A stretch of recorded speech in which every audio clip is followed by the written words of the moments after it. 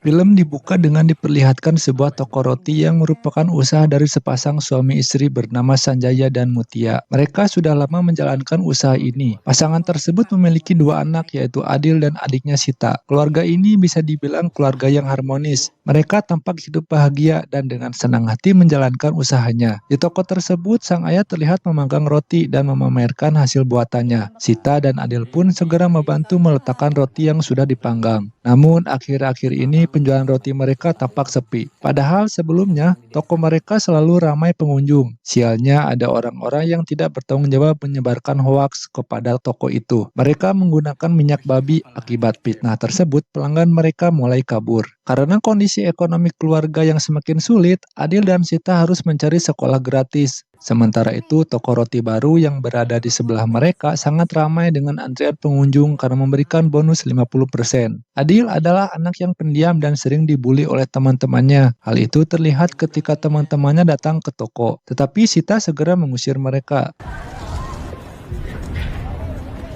Dong, kalau nggak mereka bakal nindas kamu terus loh.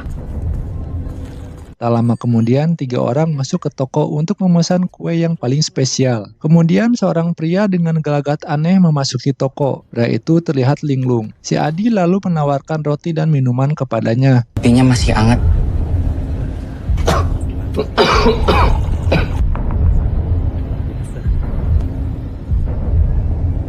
Setelah meminum air yang diberikan, pria itu memberikan sebuah kaset kepada Adil, sambil mengatakan bahwa awalnya ia tidak percaya dan memperingatkan Adil agar tidak keluar dari toko karena berbahaya. Mendengar itu, Adil merasa sangat kebingungan. Ia tidak mengerti apa yang dimaksud oleh pria tersebut. Setelah itu, pria aneh tersebut keluar dari toko. Saat melihat kejadian tersebut, ayah dan ibu Adil segera mengejarnya. Tiba-tiba terjadi sebuah ledakan bom besar di luar toko mereka.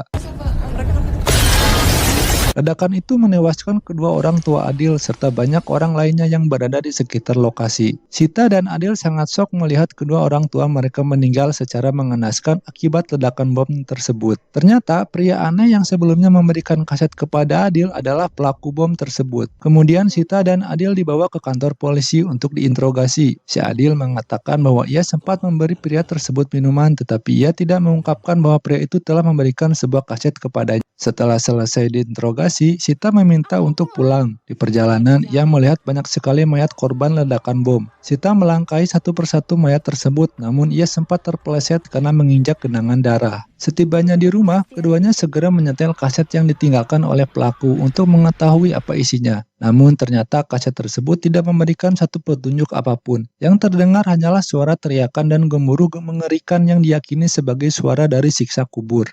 Jawabannya pasti ada di sini.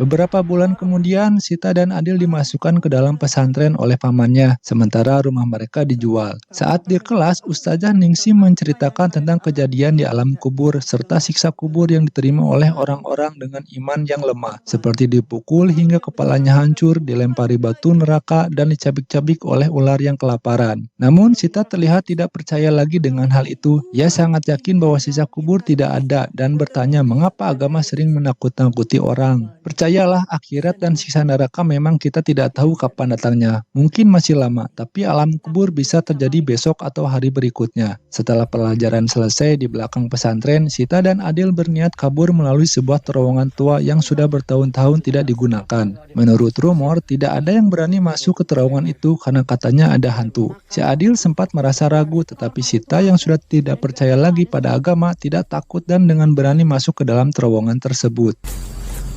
Hah? Dapat dari mana? Ya udah nggak apa-apa, jalan terus aja. Oksigen di sini. Setelah mereka masuk, Adil dan Sita tiba-tiba terpisah. Mereka saling mencari satu sama lain hingga Sita bertemu dengan sosok gaib yang meminta tolong. Sosok gaib itu mengaku bernama Ismail, seorang arwah anak kecil. Sita yang ketakutan langsung berlari meninggalkan terowongan. Ternyata aksi pelarian Sita akhirnya diketahui oleh Ustadzah dan para santri lainnya. Sita pun dibawa oleh salah satu guru bernama Bu Umayyah, yang selama ini dikenal baik hati kepadanya. Namun peraturan pesantren menetapkan bahwa santri yang melakukan pelanggaran akan dihukum, yaitu harus memakai jilbab berwarna merah. Sita kemudian menanyakan tentang siapa sosok Ismail yang baru saja ia temui di terowongan. Namun Ustadzah Umayyah mengabaikan pertanyaan Sita. Ada anak kecil masih pakai hijab putih. Mereka tahu mereka telah berbuat dosa.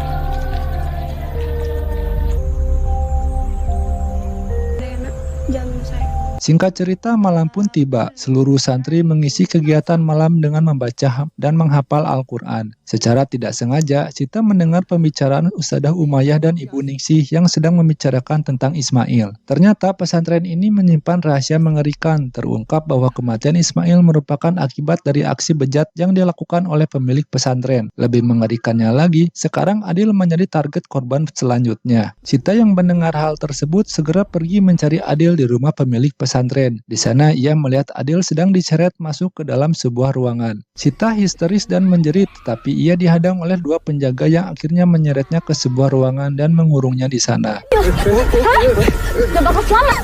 Adil!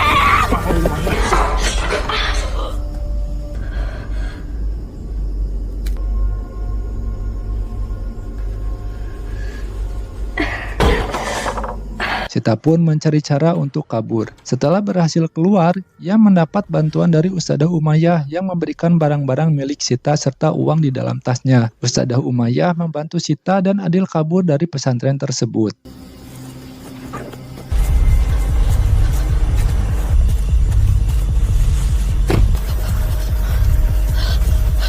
Mereka berhasil melarikan diri dengan menggunakan mobil, namun mereka memutuskan kembali ke terowongan untuk menghindari kejaran dari pihak pesantren. Sita mencoba menenangkan Adil, namun di dalam terowongan mereka kembali terpisah. Adil? Tangan siapa? Sita sekali lagi bertemu dengan sosok Ismail yang meminta tolong. Ketakutan Sita berlari dan akhirnya berhasil menemukan Adil kembali. Singkat cerita, beberapa tahun kemudian setelah mereka berdua beranjak dewasa, Sita bekerja sebagai suster di sebuah panti jompo. Ternyata dia bekerja di sana untuk mencari orang yang semasa hidupnya selalu berbuat dosa, dengan tujuan membuktikan bahwa siksa kubur sebenarnya tidak ada. Sita bahkan berencana masuk dan dikubur bersama orang tersebut. Sita dikenal sebagai suster yang paling baik dan ramah di panti jompo itu, sehingga dia sangat dihormati oleh penghuni dan staf lainnya. Di antara penghuni panti ada seorang pria bernama Pak Wahyu. Suatu hari Sita menghampiri ruangan Pak Wahyu, di mana anak Pak Wahyu sedang memaksanya untuk pulang agar bisa tinggal bersama anak dan cucunya. Namun Pak Wahyu menolak karena sudah merasa betah tinggal di panti jompo. Setelah anaknya keluar, Pak Wahyu meminta Sita untuk membuatkan minuman untuknya. Kamu gak berbohong. Saat Sita pergi ke dapur, seorang wanita yang adalah ibu dari anak Pak Wahyu datang dan malah menuduh Sita sebagai wanita matre yang ingin menikah dengan Pak Wahyu demi menguras hartanya. Mendengar tuduhan itu, Sita dengan tenang mengatakan bahwa dia bisa saja menghasut Pak Wahyu untuk ikut bersama mereka. Tetapi dengan satu syarat, mereka harus berlutut dan mencium kakinya. Mendengar ucapan Sita, ibu itu menjadi kesal dan memutuskan untuk pergi dari panti jompo. Setelah itu, Sita menghampiri Pak Wahyu yang sedang kesakitan. Sita segera merawat Pak Wahyu agar bisa beristirahat kembali. Nanti kita. Kamu siapa? Selama ini, Sita terus mencari tahu tentang siksa kubur melalui internet. Semua itu dilakukan agar ia bisa membalas dendam pada orang jahat yang telah membunuh orang tuanya. Sementara itu, Adil kini bekerja sebagai pengurus jenazah, mulai dari memandikan hingga menguburkan jenazah. Di sisi lain, Sita terlihat membantu Adil menguburkan jenazah. Meskipun Sita sudah tidak percaya pada agama, si Adil masih menyimpan keyakinan di hatinya. Dan Adil berusaha menasihati Sita agar tidak meragukan agama. Tetapi Sita tidak mempedulikan perkataan Adil. Sampai saat ini, dendam Sita atas kematian orang tuanya masih membara di hatinya. Si Adil mengatakan bahwa siksa kubur itu bukanlah disiksa pada tubuh, melainkan pada jiwa. Dia menambahkan bahwa jika Sita suatu saat nanti ikut dikubur, dia tidak akan merasakan hal tersebut. Ambisi Sita untuk menemukan seseorang yang berdosa akhirnya membuahkan hasil. Sita telah melakukan riset tentang seorang pelaku yang paling kejam yang pernah dikenalnya. Dia sengaja mencari orang itu untuk membuktikan kebenaran tentang azab siksa kubur. Berdasarkan informasi yang ditinggalkan oleh pelaku bom, Sita ingin membuktikan keaslian siksa kubur itu. Dengan segala upayanya, Sita bertekad untuk membuktikan kebenaran kebenaran itu dan mempublikasinya kepada semua orang. Di sisi lain, kita diperlihatkan kehidupan Adil yang rupanya sudah berkeluarga, namun istrinya meminta cerai karena tidak pernah dinafkahi batin oleh Adil. Diketahui selama ini Adil hanya bergaul dengan mayat, mengabaikan kewajibannya sebagai suami. Tanpa istrinya sadari, Adil memiliki trauma mendalam karena dia adalah salah satu korban pelecehan saat di pesantren.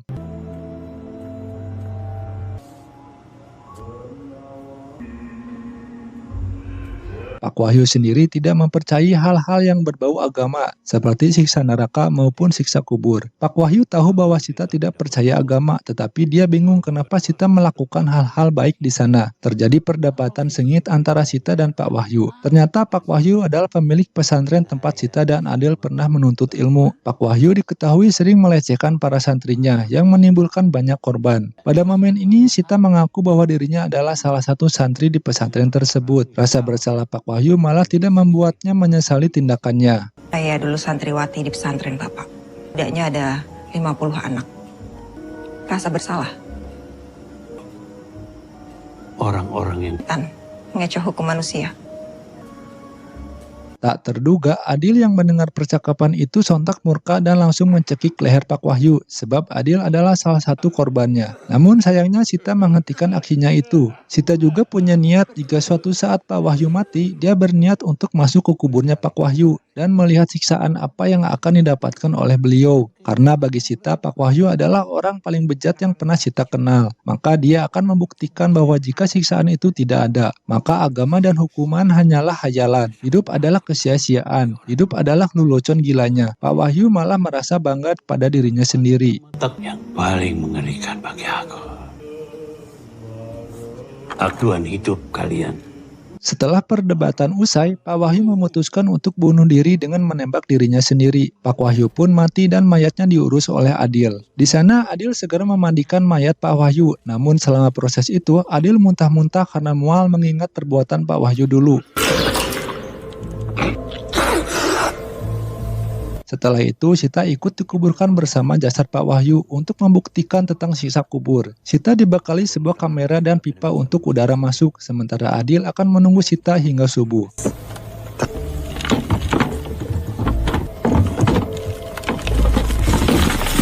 Setelah malam, Sita mulai merekam di luar. Sementara Adil menunggu. Tiba-tiba ada ular berbisa mendekati dirinya. Di dalam kuburan, Sita tidak melihat atau mendengar apapun.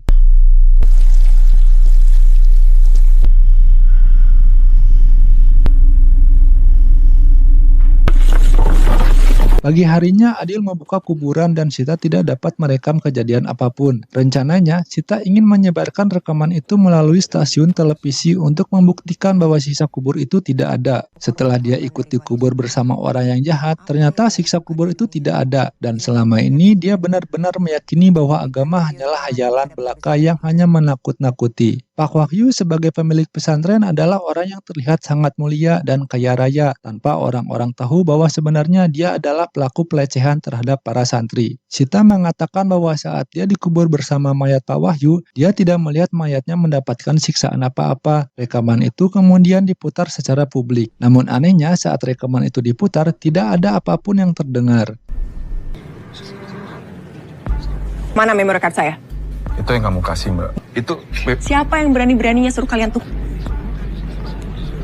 Sita pergi dalam keadaan marah. Dia menghampiri Adil karena menuduh Adil telah menukar memorinya. Akibatnya terjadi pertengkaran antara dua bersaudara itu. Si Adil mulai angkat bicara mengenai sikap Sita yang egois. Menurut Adil, kematian orang tua mereka juga terjadi karena Sita. Semua tuduhan Adil dibantah oleh Sita. Sita sangat marah kepada Adil karena dari dulu Adil dianggap tidak berguna, lemah, dan tidak melindungi dirinya sendiri. Berbeda dengan Sita yang melakukan segalanya untuk sendiri, tanpa bantuan orang lain. Lalu Adil mengatakan bahwa selama ini Sita sudah terlalu terjebak dalam permasalahannya. Pada malam hari, Sita memandangi foto keluarga sambil menangis. Tiba-tiba terdengar suara arwah Pak Wahyu yang membuat suasana menjadi mencekam. Suster Sita.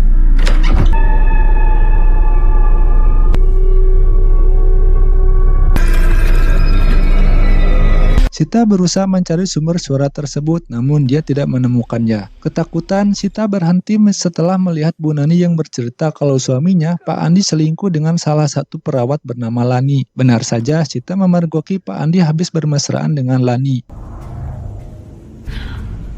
Minta maaf. Sita kebingungan mengapa ini bisa terjadi. Dia kemudian memisahkan mereka agar tidak terjadi keributan. Dulunya ada penghuni yang sudah meninggal, Pak. Sementara itu, Bu Nani yang sangat sedih tiba-tiba ngompol dan muntah.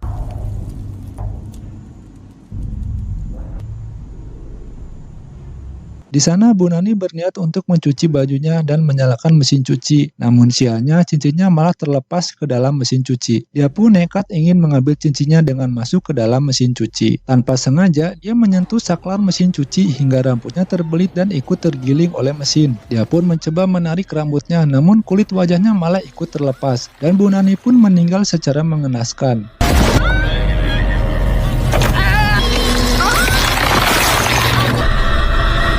Kematian tragis Bu Nani membuat Pak Andi sangat histeris, begitu pula dengan penghuni panti jompo yang ikut berduka. Di sana lagi-lagi Sita mendengar suara arwah Pak Wahyu, hingga suara tersebut terbawa ke dalam mimpinya.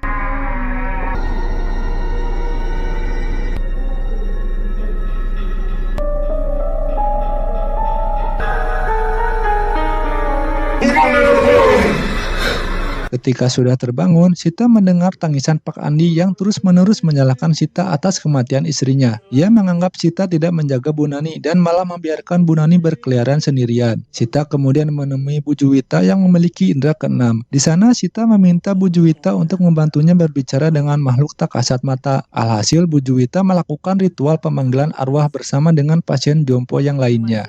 Andi, Nani istriku. Minta ampun sekarang. Kalau kamu tidak memaafkan dan mengampuni. Setelah itu arwah Bu Nani masuk ke dalam Bu Juwita agar bisa berkomunikasi dengan Pak Andi. Dan arwah Bu Nani meminta Pak Andi untuk membunuh suster yang telah berbuat salah. Tanpa disadari, Sita telah melihat arwah Bu Nani di ruangan itu dan membatalkan ritual yang sedang dilakukan.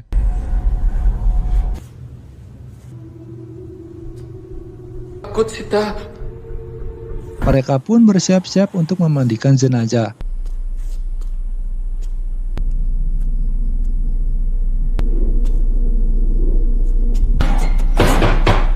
Namun tiba-tiba terdengar suara ketukan di dalam loker dan di balik pintu. Ketika Adil mencari sumber suara, dia menyadari bahwa mayat tersebut telah menghilang. Tak terduga mayat itu malah muncul di hadapannya, yang sontak membuat Adil ketakutan dan bersembunyi di dalam loker. Tiba-tiba para mayat itu muncul di dalam loker. Adil pun menjerit histeris. Sementara itu, Sita dan Lani sedang curhat bareng sembari menyelesaikan pekerjaan mereka. Tiba-tiba Pak Andi muncul membawa pisau dan menyerang Lani. Dengan sigap mereka lari dari kejaran Pak Andi. Namun sialnya penghuni panti lainnya ikut menyerang Lani. Hingga akhirnya Lani tertusuk pisau. Suster Lani yang sudah bosan menderita dan merasa bersalah memilih untuk mengakhiri hidupnya hingga tewas.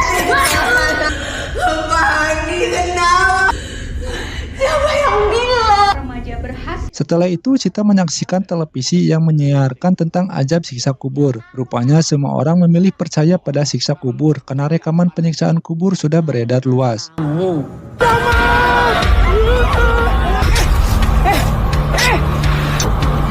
Sita kemudian masuk ke dalam sebuah lubang, namun naas, dia malah terjebak di dalam tanah. Tiba-tiba saja dia masuk ke dalam sebuah lubang. Sita pun mencari jalan keluar dari sana, terus berlari hingga dia bertemu dengan Adil yang berlagak aneh.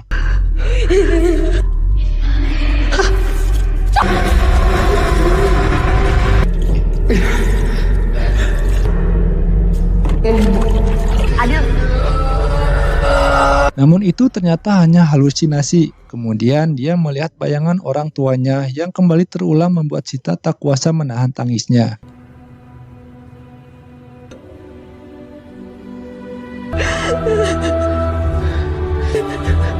Kemudian Sita kembali mencari jalan hingga bertemu dengan Ismail. Di sana Ismail sangat ketakutan karena di belakang Sita ada arwah Pak Wahyu yang mengejarnya.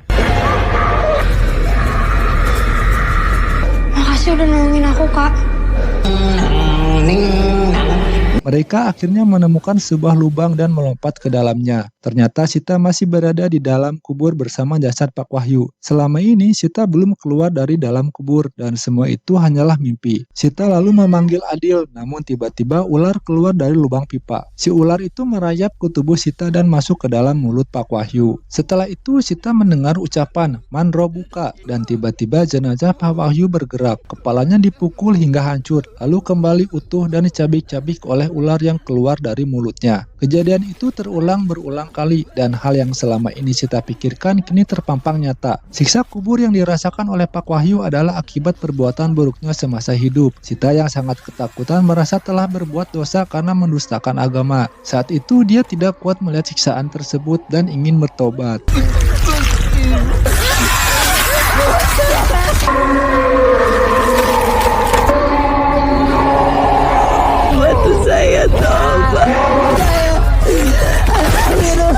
Pada momen itu Adil datang menyelamatkan Sita. Ia menolong Sita keluar dari kuburan.